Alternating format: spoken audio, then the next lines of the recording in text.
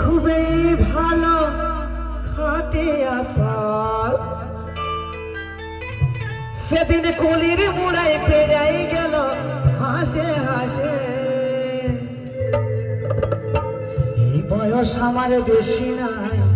শোন গো গোলাপের মায় চুল কটা পাকে গেছে বাতাসে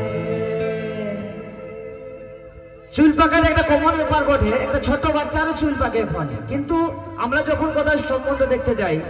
পাত্র কিংবা পাত্রী তাদের মাথায় যদি আমরা চুল দেখি তাহলে কিন্তু বুড়া বুড়ি বলে সেটা রিজেক্ট করে দিই আমাদের সম্বন্ধটা হওয়ার আগেই সেটা শেষ হয়ে যায় বাহ